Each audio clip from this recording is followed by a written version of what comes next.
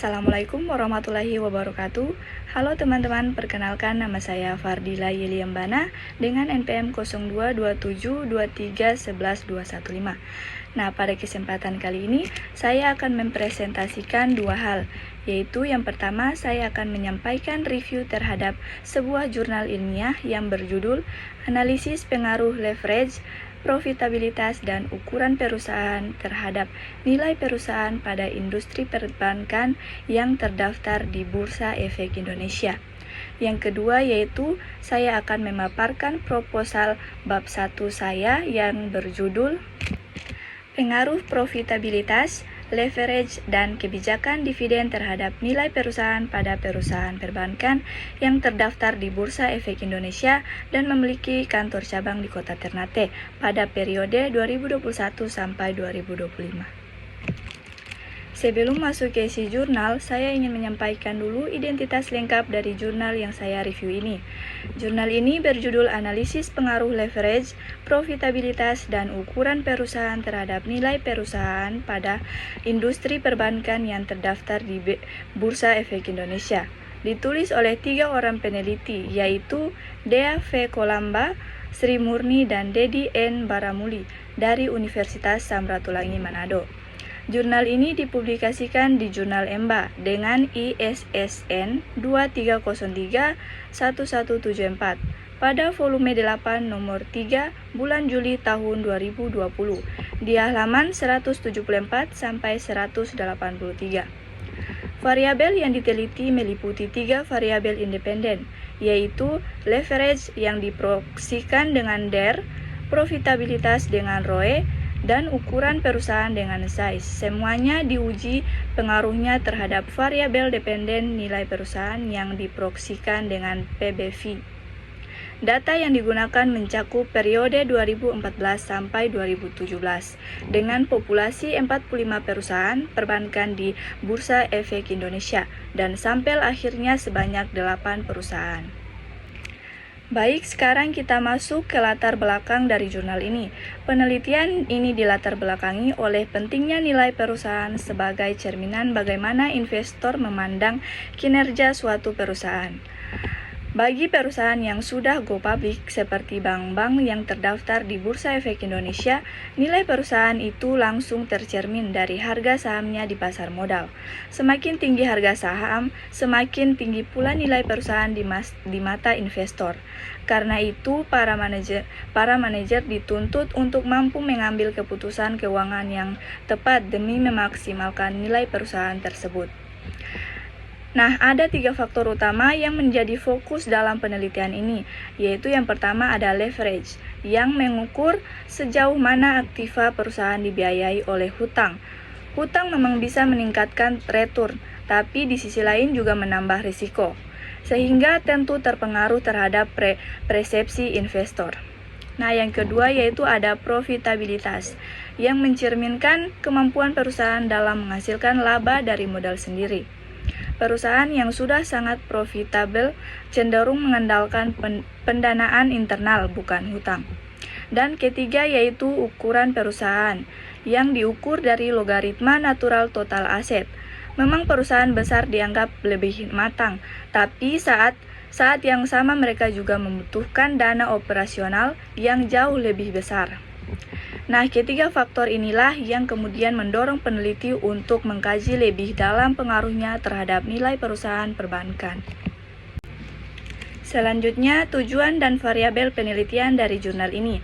Secara garis besar, penelitian ini bertujuan untuk menganalisis dan membuktikan pengaruh leverage, profitabilitas, dan ukuran perusahaan terhadap nilai perusahaan, baik secara parsial maupun simultan, pada perusahaan perbankan yang terdaftar di Bursa Efek Indonesia selama periode 2014 hingga 2017.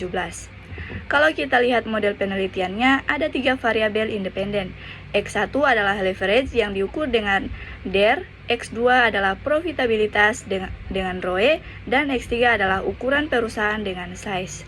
Ketiganya diuji pengaruhnya terhadap variabel dependen Y, yaitu nilai perusahaan yang diproksikan dengan price to book value atau PBV. Dari model tersebut, Peneliti merumuskan 4 hipotesis. H1 sampai H3 menguji pengaruh masing-masing variabel secara parsial, dan H4 menguji pengaruh ketiganya secara simultan terhadap perusahaan. Berikutnya adalah metode penelitian yang digunakan dalam jurnal ini. Penelitian ini bersifat asosiatif kuantitatif dengan menggunakan data sekunder berupa laporan keuangan perusahaan perbankan Bursa Efek Indonesia yang diunduh melalui website resmi IDX. Dari 45 perusahaan perbankan yang ada, dipilih 8 perusahaan sebagai sampel menggunakan metode purposive sampling, artinya ada kriteria tertentu yang harus dipenuhi, seperti tidak di-listing, mencatat profit positif, ekuitas positif, dan rutin menerbitkan laporan keuangan selama periode pengamatan. Untuk analisis datanya digunakan regresi linear berganda dengan bantuan SPSS versi 23 dengan persamaan regresi seperti yang tertera di layar. Y sama dengan A ditambah beta 1 X1 ditambah beta 2 X2 ditambah beta 3 X3 ditambah error. Sebelum regresi dilakukan, terlebih dahulu dilakukan uji asumsi klasik. Hasilnya, uji normalitas melalui grafik pp-plot menunjukkan data berdistribusi normal. Uji heteroskedastisitas melalui scatter plot menunjukkan tidak ada pola yang jelas. Artinya tidak terjadi heteroskedastisitas, dan uji multikolinearitas menunjukkan nilai toleransi lebih dari 0,1 dan VIF di bawah 10 untuk semua variabel, sehingga dapat disimpulkan tidak ada multikolinearitas. Jadi, semua uji asumsi klasik terpenuhi. Nah, ini adalah bagian yang paling penting, hasil penelitiannya. Dari analisis regresi, diperoleh persamaan Y sama dengan 0,356 dikurangi 0,170 DER ditambah 0,077 ROE ditambah 0,050 size. Kalau kita lihat hasil uji T atau uji parsialnya untuk leverage atau DER, nilai T hitungnya adalah negatif 2,508 dengan signifikansi 0,018. Nilainya di bawah 0,05. Jadi leverage terbukti berpengaruh signifikan negatif terhadap nilai perusahaan. Artinya semakin tinggi hutang bank, semakin turun nilai perusahaannya di mata investor. Untuk profitabilitas atau ROE, T dihitung sebesar 1,708 dengan signifikansi 0,099 di atas 0,05. Jadi, profitabilitas tidak berpengaruh signifikan secara parsial. Dan untuk ukuran perusahaan, T hitungnya hanya 0,412 dengan signifikansi 0,683, jauh di atas 0,05, sehingga ukuran perusahaan juga tidak berpengaruh signifikan secara parsial. Namun, kalau kita lihat uji F atau uji simultan, F hitungnya 3,499 lebih besar dari F tabel 2,95 dengan signifikansi 0,028 yang artinya di bawah 0,25. Jadi, secara bersama-sama ketiga variabel ini berpengaruh signifikan terhadap nilai perusahaan. Sedangkan nilai R kuadrat sebesar 0,273 atau 27,3%. Artinya ketiga variabel ini hanya mampu menjelaskan sekitar 27,3% dari variabel nilai perusahaan. Sisanya 72,7% dijelaskan oleh faktor-faktor lain yang tidak diteliti dalam jurnal ini. Nah, berdasarkan review yang saya lakukan, ada beberapa kelebihan dan kekurangan dari jurnal ini yang saya sampaikan. Dari sisi kelebihannya, jurnal ini melakukan uji asumsi klasik secara lengkap, sehingga hasilnya regresinya dapat dipercaya dan dipertanggungjawabkan secara statistik. Proses pemilihan sampel juga dilakukan secara transparan dengan kriteria dengan kriteria yang jelas sehingga pembaca bisa mengikuti alur pemikiran peneliti. Data yang digunakan bersumber dari laporan keuangan resmi IDX. Jadi bisa diakses dan direplikasi oleh peneliti lain. Selain itu, pembahasannya cukup komprehensif karena selalu dikaitkan dengan hasil-hasil penelitian terdahulu. Sementara itu, dari sisi kekurangannya, menurut saya sampel yang hanya 8 perusahaan selama 4 tahun itu cukup terbatas, sehingga hasil penelitiannya kurang bisa digeneralisasi untuk seluruh industri perbankan. Nilai R kuadrat yang hanya 27,3% juga menunjukkan bahwa modelnya masih cukup lemah karena banyak variabel penting yang belum dimasukkan. Kemudian, profitabilitas hanya diukur dengan satu indikator saja, yaitu ROE. Padahal untuk perbankan indikator seperti ROA atau NIM juga sangat relevan. Dan terakhir, peneliti ini tidak mendiskusikan kemungkinan adanya endogeneity antar variabel yang sebenarnya cukup penting dalam penelitian keuangan. Baik, selanjutnya sekarang kita masuk ke kesimpulan dari review jurnal ini. Secara parsial, dari ketiga variabel yang diuji, hanya leverage yang terbukti berpengaruh signifikan terhadap nilai perusahaan dan arahnya negatif. Ini berarti semakin tinggi rasio hutang bank, semakin rendah nilai perusahaannya karena investor semakin khawatir dengan risiko yang ditanggung perusahaan. Sedangkan profitabilitas dan ukuran perusahaan keduanya tidak berpengaruh signifikan secara parsial. Menariknya, kenaikan profitabilitas yang tidak diikuti dengan pembagian dividen justru dinilai sebagai sinyal negatif oleh investor. Dan perusahaan yang besar pun ternyata tidak selalu dipandang positif, karena ukuran yang besar biasanya juga diikuti oleh beban hutang yang lebih besar. Namun, secara simultan ketiga variabel ini bersama-sama terbukti berpengaruh signifikan terhadap nilai perusahaan, meski kekuatan penjelasan hanya 27,3%. Dari hasil review ini, saya menyimpulkan bahwa jurnal ini memberikan kontribusi yang cukup berarti, terutama dalam membuktikan peran dominan leverage terhadap nilai perusahaan perbankan. Temuan ini juga menjadi salah satu landasan yang relevan untuk penelitian saya, yang nanti akan saya paparkan selanjutnya. Demikian review jurnal yang dapat saya sampaikan. Selanjutnya, kita beralih ke bagian kedua, yaitu presentasi proposal bab 1 penelitian saya.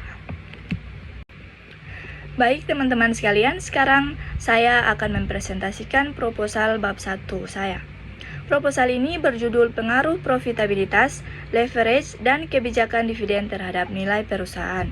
Objek penelitian saya adalah perusahaan perbankan yang terdaftar di Bursa Efek Indonesia dengan kantor cabang di Kota Ternate dengan periode pengamatan 2021 sampai 2025. Mengapa saya memilih topik ini? Karena saya melihat bahwa penelitian tentang nilai perusahaan perbankan di wilayah Indonesia Timur, khususnya yang mengaitkan dengan keberadaan kantor cabang di Kota Ternate masih sangat sedikit. Ditambah lagi, periode 2021 sampai 2025 merupakan masa pemulihan pasca pandemi yang tentu memiliki dinamika tersendiri bagi industri perbankan. Sebelum masuk ke isinya, saya ingin menunjukkan terlebih dahulu dari bab 1 yang akan saya presentasikan hari ini. Bab 1 ini terdiri dari 4 subbab. Yang pertama yaitu pada 1.1 latar belakang masalah, yang menjelaskan alasan dan konteks mengapa penelitian ini penting untuk dilakukan. Yang kedua, pada 1.2 rumusan masalah, yang merumuskan pertanyaan-pertanyaan peneliti secara spesifik. Yang ketiga yaitu pada 1.3 tujuan penelitian, yang menjelaskan apa yang ingin saya capai dari penelitian ini. Dan yang keempat, pada 1.4 manfaat penelitian, yaitu kontribusi yang diharapkan bagi berbagai pihak. Oke, mari kita bahas satu persatu. Baik, yang pertama yaitu latar belakangnya, yaitu penelitian ini berangkat dari pemahaman bahwa nilai perusahaan adalah cerminan dari bagaimana investor menilai kinerja suatu perusahaan. Bagi perusahaan yang sudah go public, penilaian itu langsung tercermin dari pergerakan harga sahamnya di pasar modal. Jadi, kalau harga saham suatu bank naik, Bisa kita artikan bahwa nilai perusahaan tersebut juga meningkat di mata investor. Nah, ada 3 variabel utama yang saya yakini mempengaruhi nilai perusahaan perbankan dan menjadi fokus penelitian saya. Yang pertama adalah profitabilitas. Saya menggunakan ROE dan ROA sebagai indikatornya. Perusahaan yang memiliki profitabilitas tinggi umumnya lebih menarik bagi investor, sehingga mendorong kenaikan harga saham. Yang kedua adalah leverage. Saya menggunakan DER sebagai proksinya. Leverage yang tinggi memang bisa meningkatkan return, tapi di sisi lain juga meningkatkan risiko. Dan ini sangat krusial terutama di periode pasca pandemi 2021 sampai 2025, di mana banyak bank harus menata ulang struktur keuangannya. Dan yang ketiga adalah kebijakan dividen. Ini yang menjadi pembeda utama penelitian saya dibandingkan penelitian Colamba et al. Tadi. Berdasarkan signaling teori, perusahaan yang konsisten membagikan dividen memberikan sinyal positif kepada investor bahwa kondisi keuangannya sehat. Ketiga variabel ini saya kaji khusus pada bank-bank Bursa Efek Indonesia yang memiliki kantor cabang di Kota Ternate selama periode pemulihan pasca pandemi tahun 2021 sampai tahun 2025. Nah, selanjutnya berdasarkan latar belakang yang sudah saya jelaskan tadi, saya merumuskan 4 pertanyaan penelitian. Yang pertama, apakah profitabilitas berpengaruh signifikan terhadap nilai perusahaan perbankan di Bursa Efek Indonesia yang memiliki cabang di Kota Ternate periode tahun 2021 sampai 2025? Kedua, apakah leverage berpengaruh signifikan terhadap nilai perusahaan perbankan tersebut? Yang ketiga, apakah kebijakan dividen berpengaruh signifikan terhadap nilai perusahaan perbankan tersebut? Dan keempat, apakah profitabilitas, leverage, dan kebijakan dividen secara simultan berpengaruh signifikan terhadap nilai perusahaan? Keempat pertanyaan inilah yang akan saya jawab melalui penelitian saya. Nah, selanjutnya sejalan dengan perumusan masalah tersebut, penelitian ini memiliki 4 tujuan utama, yaitu tujuan yang pertama adalah untuk menganalisis dan membuktikan pengaruh profitabilitas terhadap nilai perusahaan perbankan di Bursa Efek Indonesia yang bercabang di Kota Ternate periode tahun 2021 sampai 2025. Tujuan yang kedua adalah untuk menganalisis dan membuktikan pengaruh leverage yang diukur dengan DER terhadap nilai perusahaan pada objek dan periode yang sama. Tujuan yang ketiga adalah untuk menganalisis dan membuktikan pengaruh kebijakan dividen terhadap nilai perusahaan perbankan tersebut. Dan tujuan keempat adalah untuk menganalisis pengaruh ketiga variabel tersebut secara simultan atau bersama-sama terhadap nilai perusahaan. Selanjutnya, manfaat. Manfaat yang saya harapkan dari penelitian ini ada 2, yaitu manfaat teoritis dan manfaat praktis. Dari sisi manfaat teoritis, penelitian ini diharapkan bisa memberikan kontribusi bagi pengembangan ilmu manajemen keuangan, khususnya dalam ketiga teori utama, yaitu teori penilaian perusahaan atau firm valuation, teori sinyal atau signaling teori, dan teori struktur modal.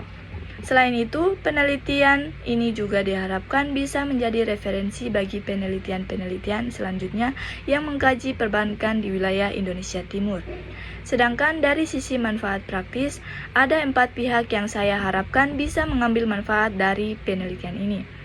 Bagi investor, hasil penelitian ini bisa menjadi bahan pertimbangan dalam mengambil keputusan investasi saham perbankan berdasarkan data fundamental. Bagi manajemen bank, penelitian ini bisa menjadi panduan dalam menyusun kebijakan keuangan terkait profitabilitas, leverage, dan dividen untuk meningkatkan nilai perusahaan. Bagi regulator seperti OJK dan Bank Indonesia, hasil penelitian ini menjadi bahan masukan dalam menyusun regulasi sektor perbankan di daerah, khususnya Indonesia Timur. Dan bagi akademisi, penelitian ini bisa menjadi referensi untuk penelitian lanjut tentang nilai perusahaan perbankan di wilayah yang sedang berkembang.